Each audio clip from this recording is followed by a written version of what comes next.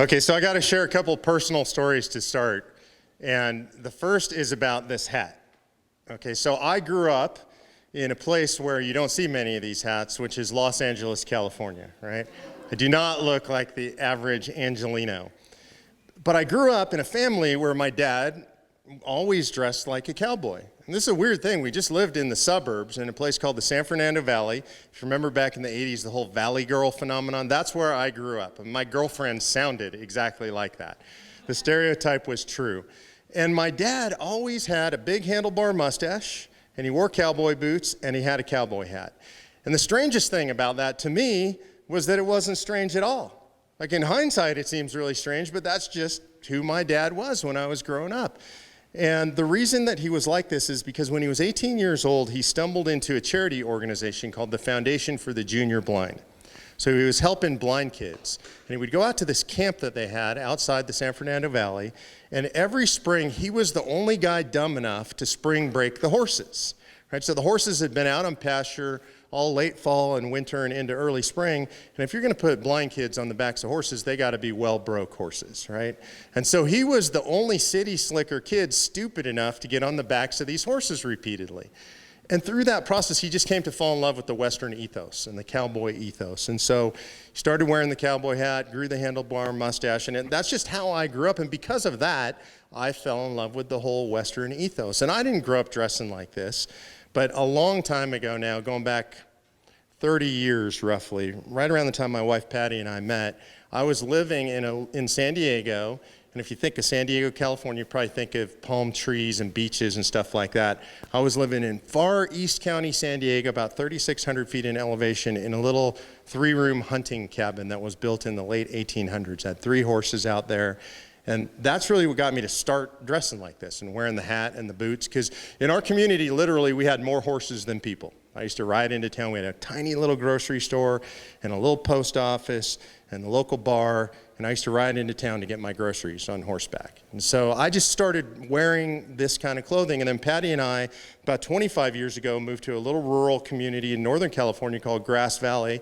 And a lot of cowboys and ranchers and farmers and loggers up there. And so I just fit right in up there. So I've always dressed like this. And when I started doing politics, I started in the Tea Party movement in 2009, right? And when that started, I started traveling all over the country. And when I would travel always dressed like this. And there was actually a reason. You know, everywhere I went, I saw people rising up in politics, and they would really polish themselves up, and they'd get the fancy suits. And then if they started to be on TV, they started to be a certain way because they were on TV. And they started to become the things that, frankly, I despised. I watched them become stars. I watched them gravitate towards powerful people and fancy parties and, you know, wonderful hotels and fancy restaurants. And I just never wanted to be that person. It was really important to me to stay tied to who I was. And I can tell you, when you wear a hat like this and you go to New York City or you go to Washington, D.C., you do not fit in, right? You just don't.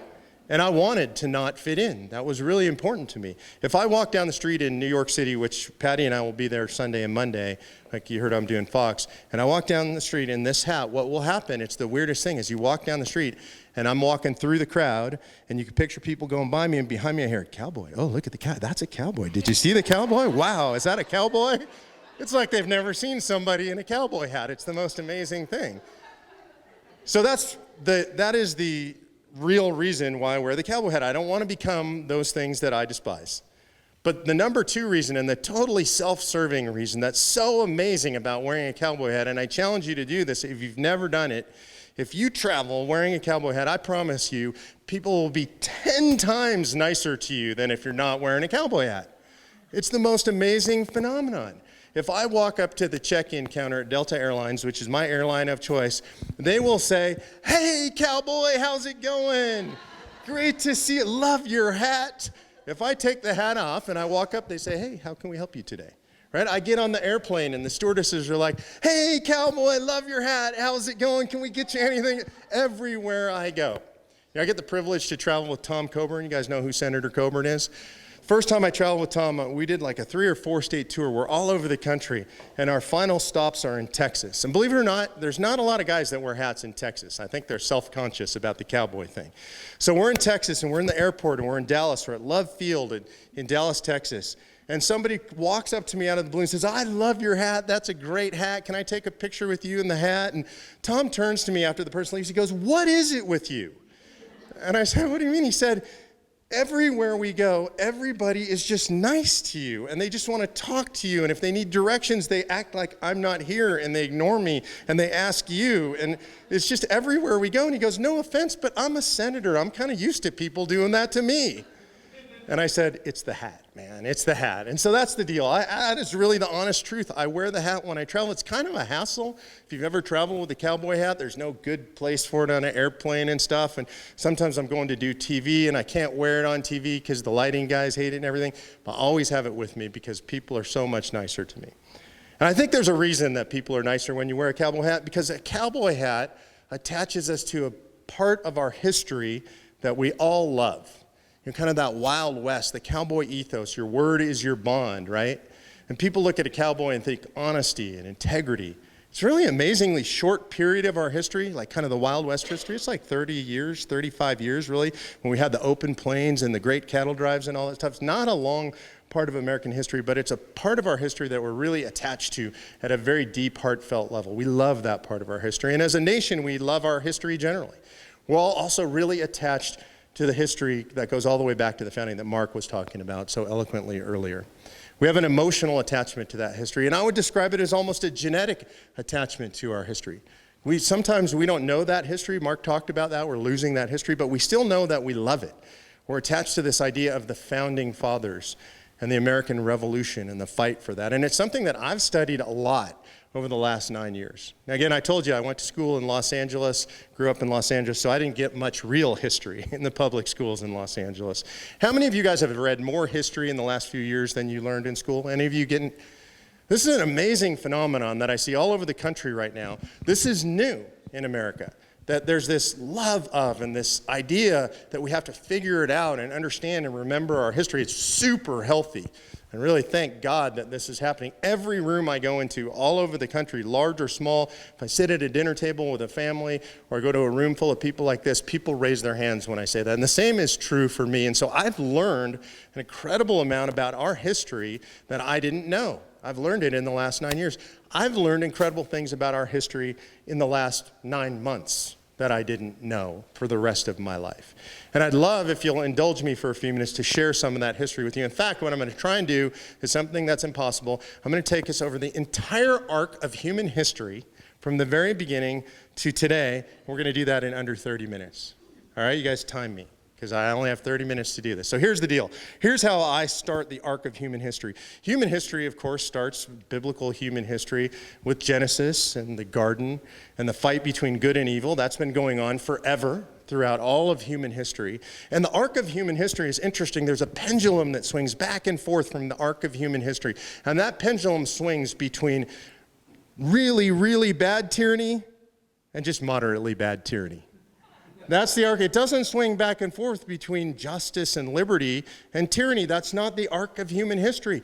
It swings halfway and stops and swings halfway. So we get really horrible, bad tyrants, really terrible times in human history, and then they're just sort of bad times in human history.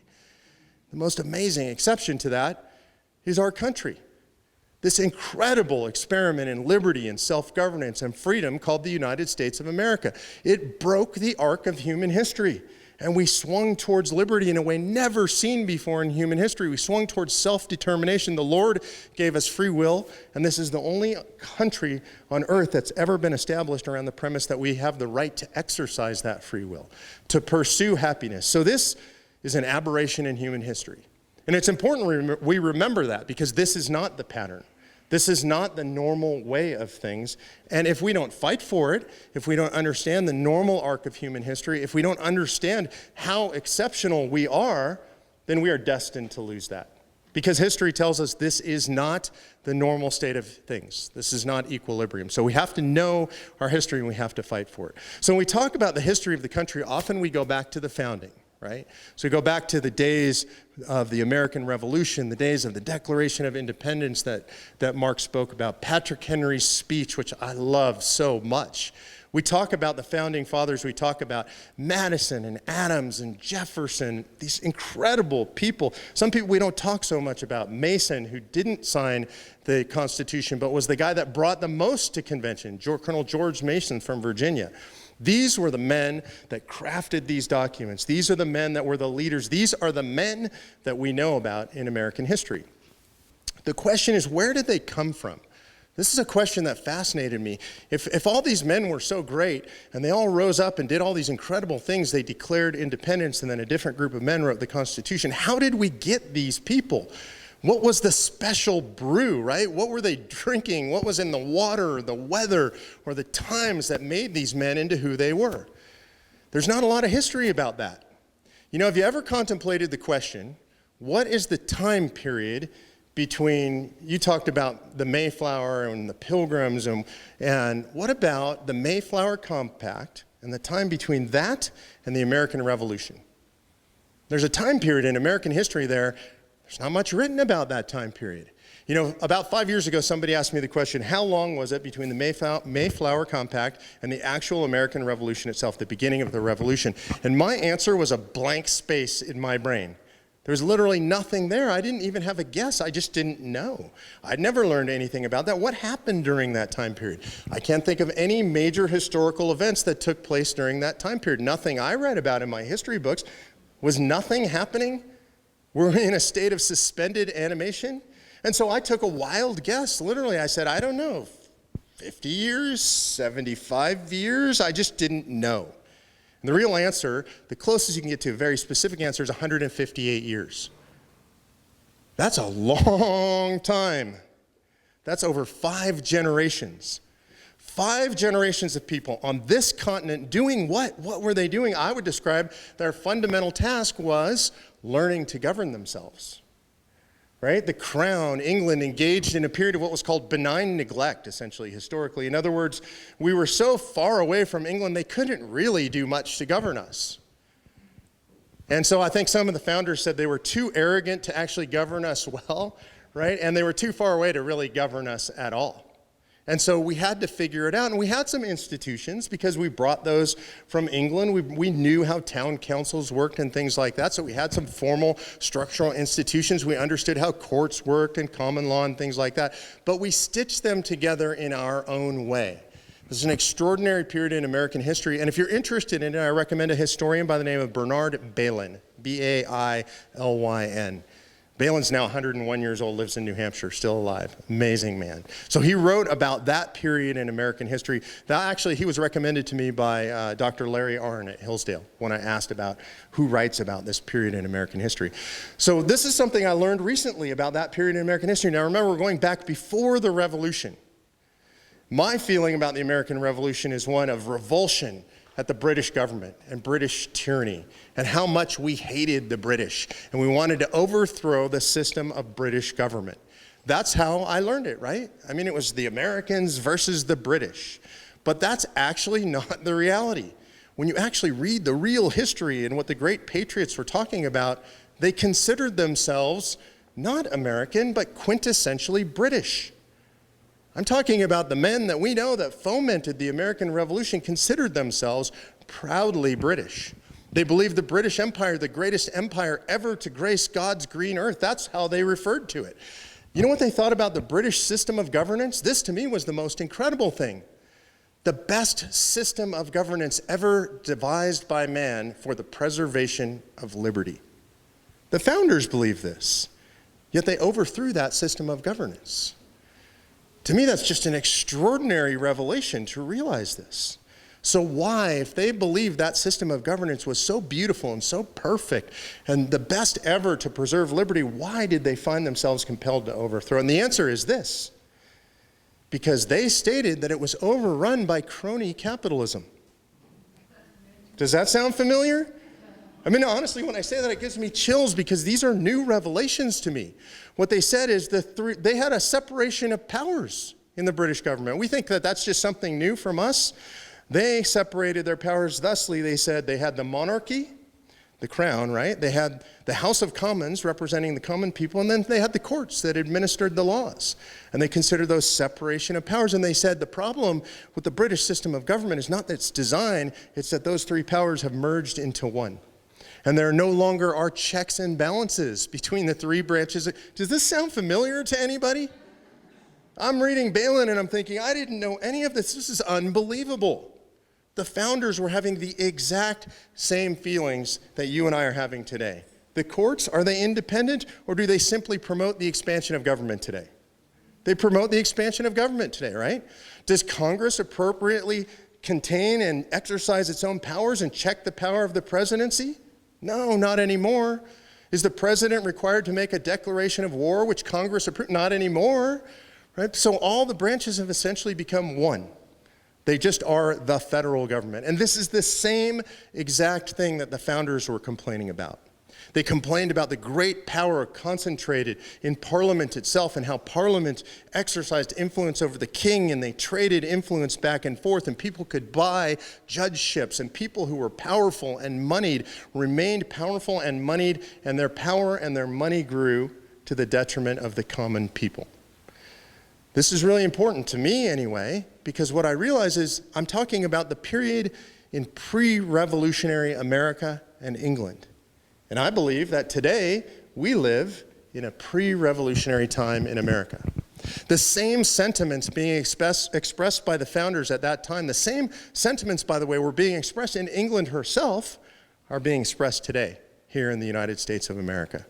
We believe, and rightly so, and this is not partisan, by the way, whichever side of the aisle you sit on, that we send people to Washington, D.C. to do the things that we send them to do, and then they don't do those things, right? They're influenced by others outside of our control, others who have more money, others who have power and influence in Washington, D.C., and that's what we believe, the same thing that the founders believed back in the pre-revolutionary period. This is really, really important. What it meant to them was they were losing their right of self-governance. This is the essence of Americanism, is this idea that we are destined to, that we have the God-given right to govern ourselves. By the way, this is different than any other country on earth. I'm sure I would be lambasted by the left for saying that, but we are exceptional, especially in this way. If you've ever traveled internationally, and if you were to go to a restaurant, say, I've been all over the world. You go to a restaurant in Japan. I've been to Japan extensively. Go to a restaurant in Japan and you walk in with a party of 10 people. And you walk in and you realize there are 3 tables over there, and if we move those tables together, that we can sit all of us 10 people at one table. And if you did that in the United States and you saw those, you'd move those tables, right? We'd move the chairs around and then whatever we need. If you were to do that in Japan, everybody would look at you like you're out of your mind. If you were to do that in France, they would scream at you for moving the tables because how dare you? You are not in charge. You're not the big man. Go ask the boss. Ask the manager. You're not allowed to fix things for yourself. The culture of doing it ourselves is an Americanism. It's different. It is American culture, this idea that we govern ourselves, we can handle ourselves, we can fix things ourselves. If you want to see it in the most modern sense, look at what is happening in Texas and Florida right now. Right? Incredible, great human tragedy, property damage, suffering. And what happens is immediately Americans get together without any official sanction, without anybody to tell them what to do, and start fixing things themselves. This is unique in the American experience. It's not like this anywhere else in the world. That's in your DNA. You don't even think about that. You don't have to think about that. Your neighbors need help, you go help them. Something's broken in your neighborhood, you help fix it. This is just how we are as Americans. There's a story in American history that illustrates this better than almost anything I know, and I'm going to go now from pre-revolutionary America to revolutionary America. Mellon Chamberlain was a historian that was collecting the stories of the original Minutemen, the guys who fought at Lexington and Concord. Chamberlain is collecting these stories throughout his entire life. He starts when he's 26, 25 years old, travels around the country, and he realizes something, which is, it's the early to mid 1800s, and what he realizes is if he doesn't collect these stories, they'll be lost. He doesn't have the benefit of YouTube or tape recorders or anything. So somebody has to write these stories down. If you think about it, this story comes from 1843. In 1843, any Minutemen remaining would be in their late 80s and early 90s. Average life expectancy was 54. So there's not a lot of them left at that point, right? So he's traveling around the country, he's collecting these stories, and he happens across Mellon Chamberlain in North Carolina. Chamberlain was a captain in the Continental Army, fought at the first battle. Preston, sorry. Preston is a captain in the Army, fought at the very first battle. And so Chamberlain happens across his path, and he starts to ask him a series of questions. If you look this up on the internet, the story is much better than I could possibly tell it in much longer. And you've got Mellon Chamberlain actually telling this story in the church in Danvers, right? And he's telling the story to the sons of the American Revolution on the anniversary, April 17th, of the start of the American Revolution. He's telling the story in 1843. And he tells them the story about interviewing Levi Preston and him asking Preston a series of questions. And he starts, before he tells the story, by explaining that way back then he knew so little about the American Revolution because of what he had been taught in school that he asked all the wrong questions. He knows the same things, or he knew the same things about the American Revolution that all of us in this room were taught about the American Revolution. The same wrong teachings. And Chamberlain now is trying to correct what he was taught and what he was wrongly asking about. And so he comes across Levi Preston, and he asks him this series of questions. He says, when you went out to face those redcoats this day, what did you mean by going out to fight? Did you fight because of the Stamp Act? Were you offended by having to buy those stamps and place them on all the documents? And Preston says, I understand Governor Bernard locked him in the armory. I'm sure I never bought one of them. So he says, okay, so this guy didn't buy any stamps. So he asks him, were you reading the great revolutionaries like Sidney and Locke? And he said, never heard of those men. We read the Bible, Catechism, Psalms, and the Almanac. The men you speak of, I've never heard those names. And he asks them, were you suffering under the under the tea tax? Was it the tea tax that was causing you to revolt? And he said, never drank a whit of it. The boys threw it all in the harbor. And so he says, well, maybe it was the oppression. It was the heavy hand of British tyranny that finally just drove you to go out and fight the redcoats. And he said, oppression, never felt any of it. And so he asked them, what was it that brought you to the field of battle that day? And I want to provide some context to these questions. I want you to remember what it was like for those men to go fight the British Army. I mean, Levi Preston was a farmer. He was not a warrior. He was not a soldier. He had a family. All he was a farmer. And so what would drive a man like that to go out and fight? And in context, it's as if I said that there's a battalion of Marines with all their weaponry coming to the center of Rapid City today, and I'd like you all to go home and get whatever arms you have. We're going to fight them. It's crazy. What they did was crazy. And so he's asked the question, what is it that brought you to the field of battle that day? And I think Levi Preston answers with the best answer I've ever heard in all of American history. As much as I love Patrick Henry or Sam Adams or George Washington, any of the eloquent things they said, the simplicity of Levi Preston sums it up. He says, when we went out to face them redcoats that day, this is what we meant. Them redcoats, I'm sorry, I'm butchering it here. What he said is, when we went out to fight the field that day, we've always governed ourselves and we always intended to. And them redcoats intended that we shouldn't. That's it. When we went out, we knew we had always governed ourselves and we always intended to, and them redcoats intended that we shouldn't. That is a succinct summary of the American political philosophy in action. I believe back then, but I also believe right now. The sense of unease that you and I have today about politics in the United States of America is that we have always governed ourselves and we always intended to, and you know what? They, in Washington, D.C., think that we shouldn't. They're pretty clear that we shouldn't. In fact, they don't care what we think. D.C., by the way, to me stands for doesn't care or don't care, because they don't care a whit about what you think. We elect them, we send them to Washington, D.C., we tell them what we want them to do. They make promises that they're going to do those things, and then, do they do them? They don't do them. 72% of Americans today say that the federal government is too big and does too much. So are they shrinking the federal government? Nope.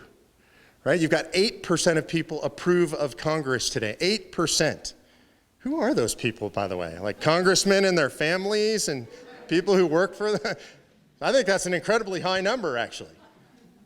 Only 8% of people think that Congress is doing a good job today. Are they going to change what they're doing? Do we see any change in their behavior? No, they don't care. They've become entirely disconnected from the American people. This is incredible. So in other words, what that means is we no longer govern ourselves. So how did this happen? How did this come to be? We've talked about pre-American Revolution. Now we're talking a little bit about the American Revolution, what motivated people into the American Revolution. How did we get to this point where suddenly it feels so out of control, where they're telling us what they want us to do instead of the other way around? How did we get here?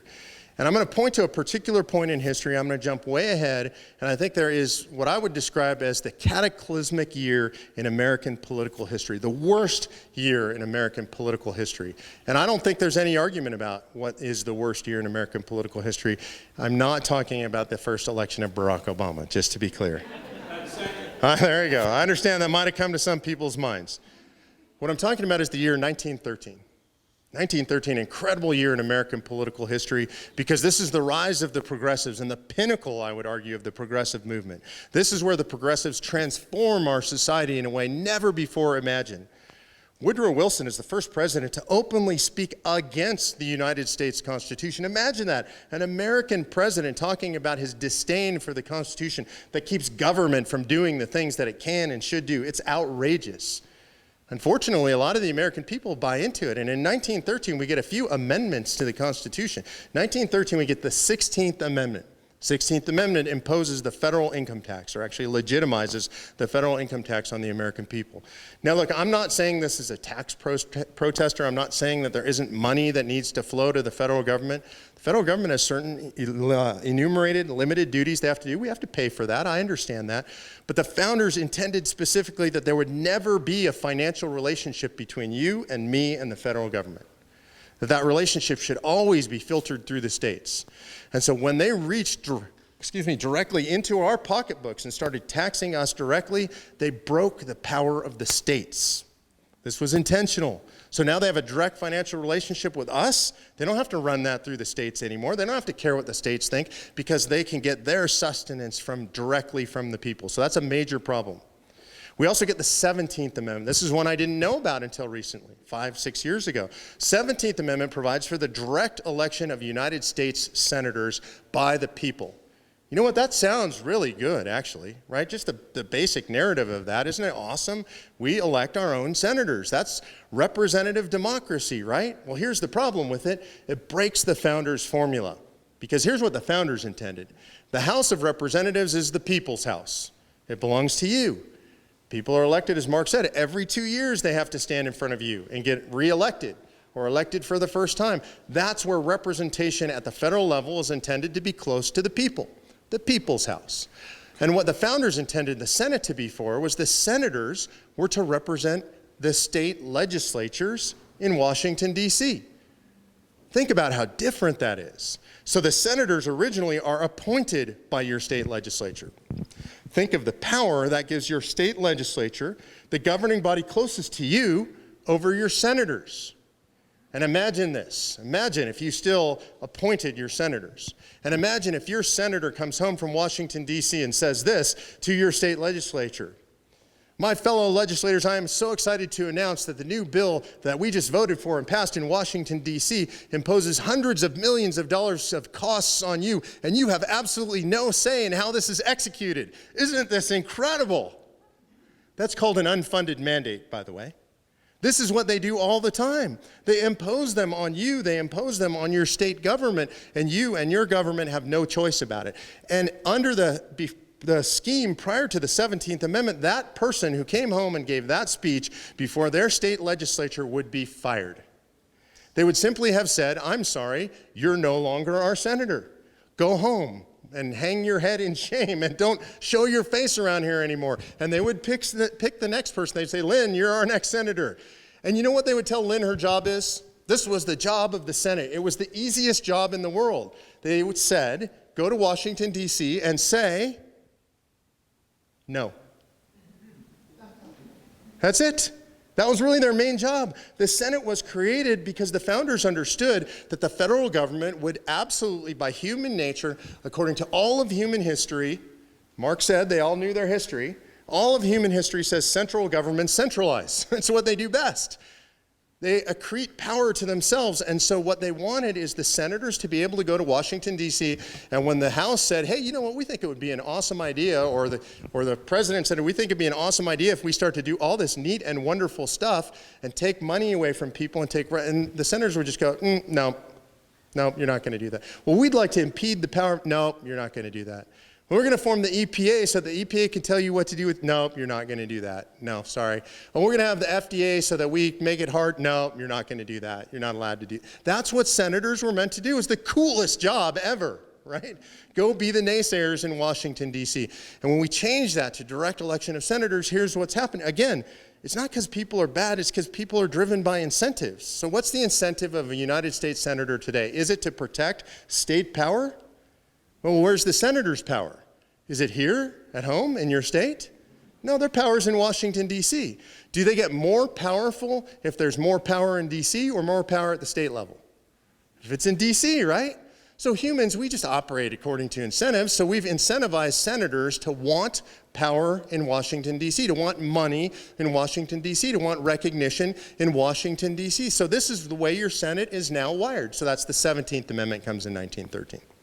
We also get in 1913, one of the ones that most people don't even pay attention to, don't know about, the Fed is formed in 1913. We get this weird quasi-governmental agency that's outside of any kind of real supervision, and they're just outside operating in some fantastical realm where they get to control our currency and control our monetary system. Nobody really knows what goes on. There's no audit of the Fed, so that comes in 1913. And then the last one, which almost nobody talks about, is a really interesting one to me. Again, talking about the scope of our government, how our government works. So 435 members in the House of Representatives, right? Everybody knows that number. Why? It's a weird number. It's just a weird number, 435. Where's that number come from? The answer is, in 1913, there were 435 members of the House of Representatives, and Congress said, okay, that's enough. That's it.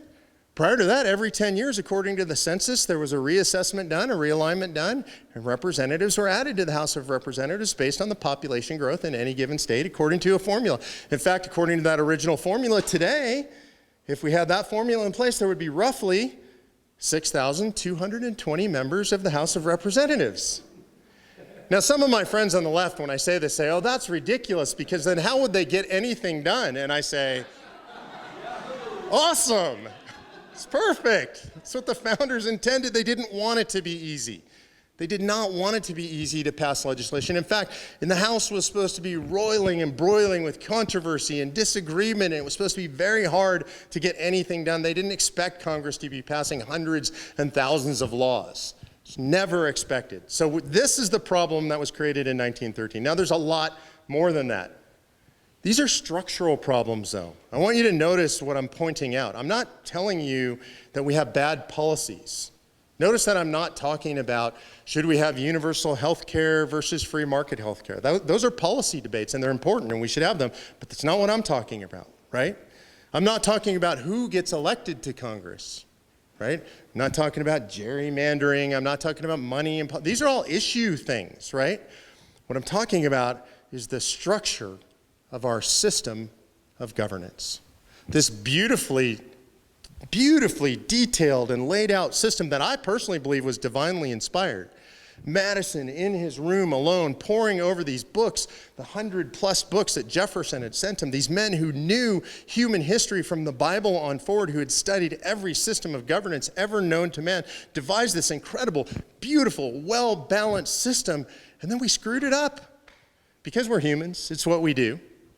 So we screwed it up. Okay, so that's 1913, and on forward, what happens is this. We start to expand the power of government, really post-1900. And this starts in the late 1800s, but post-1900s is when it really picks up steam.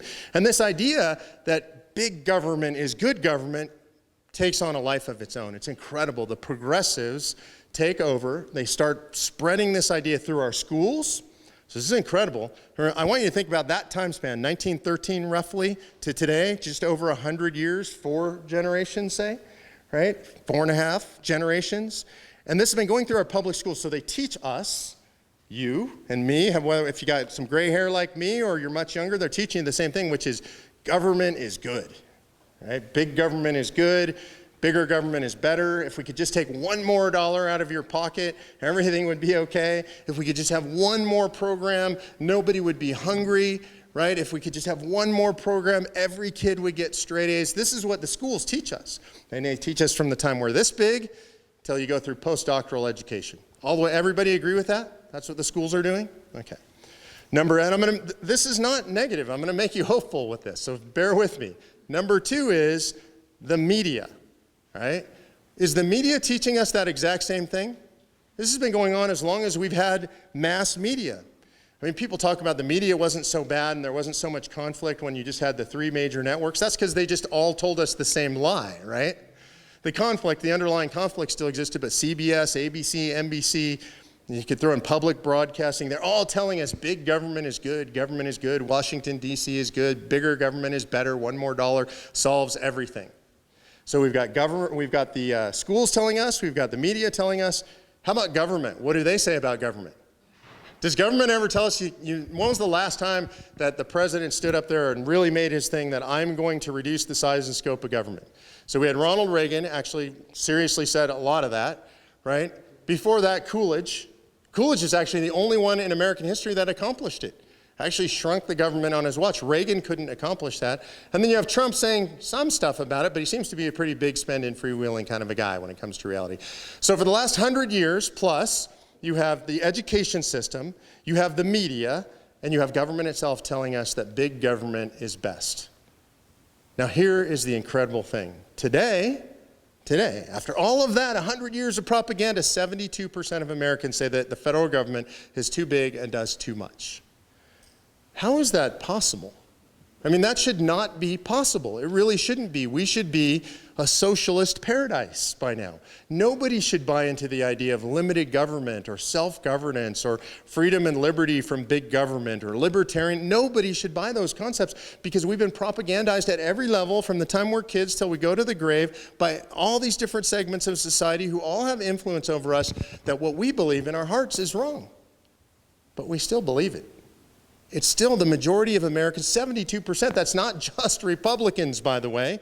They don't have numbers that big. That's not even Republicans and independents, by the way. So this is an incredible, miraculous thing. And I argue, going back to what Levi Preston said, it's because we have in our DNA this thing that we have always governed ourselves, and we always intend to.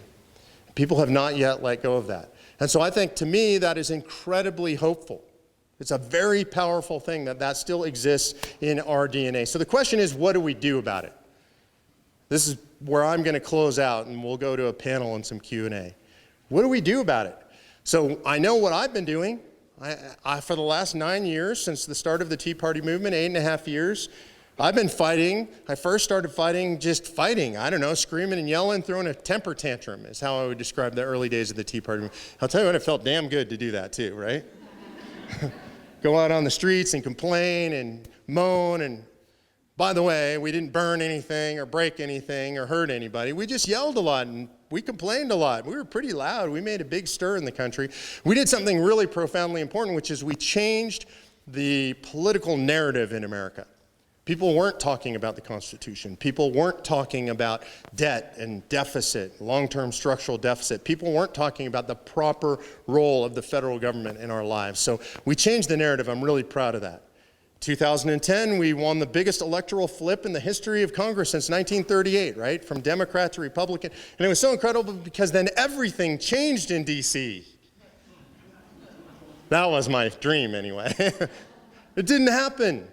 And they told us that, that's because we only have the House of Representatives. If we could just get the Senate, if we would just have the Senate, everything would be completely different. And so you know what? A lot of us, you guys went to work, and you know what we did? We gave them the Senate. It was incredible. And then everything changed in Washington, D.C.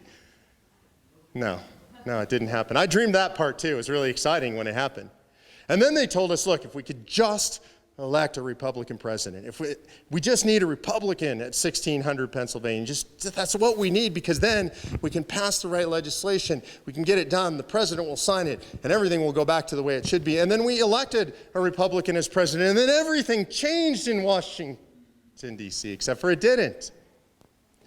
These guys promised for 7.5 years that they would repeal Obamacare. They repealed Obamacare repeatedly when they had both houses. They put it on President Obama's desk knowing full well he would never sign it. And when the moment came, when President Trump sat with his pen poised, they did nothing. They did nothing. They lied to us. That's what they did. They've been lying to us for a long time. So here we sit. It's 2017. There'll be another election in 2018. They're going to want us to get really excited about that, and they're going to want us to fight about who's in Congress, and we should have that fight. But does anybody believe that electing the right people to office is going to change the situation? Does anybody really believe that anymore? I don't meet anybody who believes that anymore. You know, because you just can't keep fooling us over and over with the same pitch and expecting us to believe it. Nobody believes it. So the question is then, is there no hope? Are we just lost? And our civics lessons that we teach in school today would tell us, well, then there really is no hope. We're just lost. We have to just keep doing this cycle over and over. It's like Groundhog Day. Elect new people, hope something changes. It doesn't. Elect new people. But the founders were much wiser than that. And the founders understood their history, and the founders looked forward into the future, and the founders put a gem inside the Constitution in Article 5 of the Constitution. Mark went through a bunch of the articles, didn't get to Article 5, mentioned it. Here's why Article 5 was such a gem, and here's the history behind it. Going to jump back. The most important day, I would argue, in American history is September 15th. I think that's the most important day in American history because that is my beautiful wife Patty's birthday. But it is also what we call Article 5 Day. So I can obviously never forget this because that's the day George Mason stood and addressed the men there at the Constitutional Convention 2 days before the end of that convention. Imagine what it's like. They've been in that room for months. It's hot. It's stuffy. They're almost done. They're getting ready to go home. And he stands up and he says, we have a huge problem. We drafted a document that gives the power to Congress to propose amendments, but doesn't give the same power to the people acting through the states. And then he asks a question which to me rings out over the centuries, 230 years across the centuries. I hear this question so clearly and so perfectly, and he says, are we so naive that we believe that a government that becomes a tyranny will propose amendments to restrain its own tyranny? I wish we had video, YouTube or something, because they all went, ah, God, seriously, and they laughed, right? Because that's ridiculous. No tyrant has ever restrained himself. No tyrannical government has ever restrained itself. There's not one example in all of human history, going back through all of biblical history, where a tyrant one day just says, you know, I have too much power. I think I need to give away my power. Right? That just doesn't happen. And so he asks the question, and he proposes that we put in the second clause of Article 5 that gives you, the citizens, the power acting through your state legislatures, great leaders like Lynn DeSantis, who's sitting in here with us, to stand up and to say, you know what? It's time for us to take control. We have the power. You have the power. Your legislatures have the power to step up and use Article 5 and call a convention specifically, like Mason said, to restrain federal tyranny. I assume there's universal agreement in this room. Raise your hand if you believe our federal government has become a tyranny. It's a tyranny. We all believe that. So it's time to use the tool that the founders gave us in Article 5. That's where we're at in American history today. You know, today I had a chance to go up to that replica of Independence Hall outside of Rapid City and look at the men in that room. If you haven't been there, I highly recommend it. It's really inspiring. Look at them drafting the Declaration of Independence. And at the table, the committee of five, the five guys that were given the task of actually drafting that declaration, one of them at that table, standing at that table in that room, is Dr. Benjamin Franklin. And I think about Franklin all the time because he was just cantankerous, right? He was just, you know, just a curmudgeon and a wit, a really sharp wit. And I imagine myself sitting down in one of Boston's ale houses and having a pint with Dr. Franklin, and I imagine myself whining and complaining about the state of our federal government today. Dr. Franklin, they do this, and they run a healthcare system, and they're involved in our education system. They tell our children they can't pray in school, and they tell us what we believe, and they even tell us, we have indoor plumbing now, Ben, and they tell us what kind of toilets we can have in our houses. And I imagine Franklin saying, well, my dear boy, have you tried using Article 5? And I imagine the feeling I would have in that moment, the horror, the embarrassment of knowing that we've never done it. And saying, well, but, you know, we know that's just not, we didn't. And he would say, what do you mean you didn't? Well, I would say, you know, some people are, you know, scared to use that. And I imagine that this is what he would say. Get out of here. Go away. I don't want to hear from you. Come back and tell me and my friends what happens after you use the tool we gave you to preserve the republic. Because I did say, indeed, when I left that hall after we gave you the Constitution, when I was asked what form of government, I said, a republic, madam, if you can keep it. And we gave you a tool to keep it. We gave you Article 5 because we knew this time and this day would come. So today is the time and the day that we use Article 5. Today, 12 states have already passed the resolution calling for an Article 5 convention. It takes 34 states to call it. Is it happening? It's already happening. Some people will say it's impossible. It's already happening. That train has left the station, folks. Senator Tom Coburn works with us. I get a chance to be with him every day. He left the United States Senate to pursue this because he says it is the only remedy as big as our problems. Senator Jim DeMint, one of the great freedom fighters in the U.S. Senate, the founder of the Senate Conservatives Fund, the former president of Heritage, now works for us. I have the privilege of working with Jim every day because Jim says this, as he put it, in his beautiful Southern accent, because they can't fix it under the dome even if they want to. They can't, right? And so people who are way smarter than me, Mark Levin, Rush Limbaugh, Glenn Beck, professors from major institutions, all the conservative law professors in America of note, Robbie George at Princeton, Randy Barnett, the great libertarian constitutionalist at Georgetown, all say we have to do this and we have to do it now. It is our only chance to save the republic. And I'm going to close with this because this question is going to come up. Somebody is going to ask the question, well, what about the runaway convention?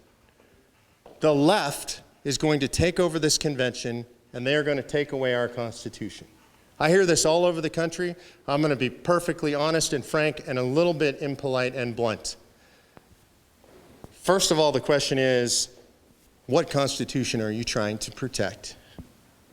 And I need you to really think about this, because that beautiful book that you held up, Mark, that Constitution, that's not our Constitution anymore. That might surprise some people. That's not your Constitution anymore. It's a beautiful, amazing, historic relic. If you want to see it for real, go to the National Archives. It's under glass. You can visit. It's an incredible experience to see that, right? But our Constitution doesn't look like that anymore. If you want to know what your Constitution looks like, go to the government printing office, the GPO, and you can order this online. I have a copy of it. It's called the Annotated Constitution.